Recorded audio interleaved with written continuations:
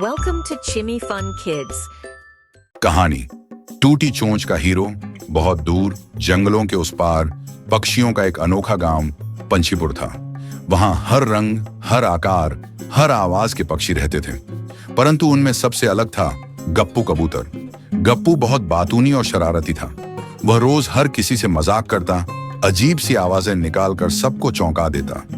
सबसे ज्यादा उसकी मस्ती उड़ती थी पिंकी मैना पर, जो बहुत ही अनुशासित और शांत स्वभाव की थी।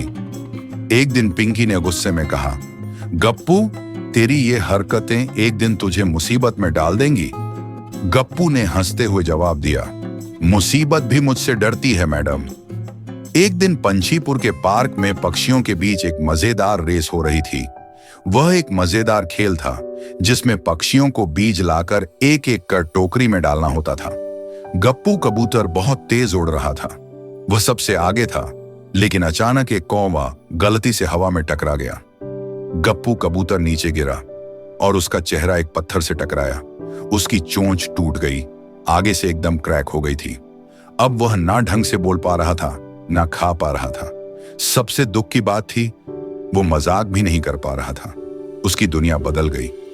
एक सुबह खबर आई कि जंगल में इंसानों ने बिजली की तारें फैला दी हैं और कई छोटे पक्षी उसमें उलझकर गिर गए हैं। पंछीपुर के सरपंच गरुड़ ने कहा, हमें उन पक्षियों को बचाना होगा, लेकिन यह बहुत खतरनाक मिशन है। सारे पक्षी डर गए। अगर हमने तारों को छुआ तो करंट लग सकता है और उनकी मौत हो सकती है। किसी में भी हिम्मत नहीं थी। तभी गप्पू ने धीरे से पंख उठाया। उसकी टूटी चोंच से शब्द लड़खड़ाए, मैं जाऊंगा। सब चौंक गए। लेकिन गप्पू, तू तो ठीक से खा भी नहीं पाता। मेरी चोंच टूटी है पर हिम्मत नहीं, उसने मुस्कुराते हुए कहा। गप्पू कबूतर ने एक प्लान बनाया। उसने अपने पुराने मजाकी दिमाग का इस्तेमाल किया। गप्पू कबूतर उड़ता उड़ता उन तारों तक पहुंचा, लेकिन वह उन्हें छूने की जगह अपने पंखों से हवा की दिशा मोड़ने लगा। इससे झाड़ियों में उलझे पक्षियों को हल्का धक्का मिला और वो धीरे धीरे सुरक्षित हो गए। गप्पू कबूतर ने अपनी टूटी चोंच का इस्तेमाल भी किया। वह उसमें छोटी छोटी लकड़ियां पकड़कर तिनके की तरह तारों को दूर कर रहा था। अब तारों के बीच से रास्ता बन गया था। बच्चे धीरे धीरे निकलने लगे। 3 बच्चे बच गए, फिर 4, फिर 5।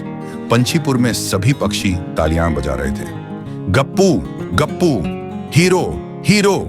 पिंकी मैना भी भावुक हो गई। तू तो वाकई हीरो निकला गप्पू, और देखो, मजाक छोड़कर तूने वो कर दिखाया जो किसी ने नहीं किया। गप्पू मुस्कुराया। हीरो बनने के लिए चोंच नहीं, जिगर चाहिए। कहानी की सीख, कभी किसी की हंसी मजाक को उसकी कमजोरी मत समझो। वक्त आने पर वही सबसे बड़ा काम कर सकता है।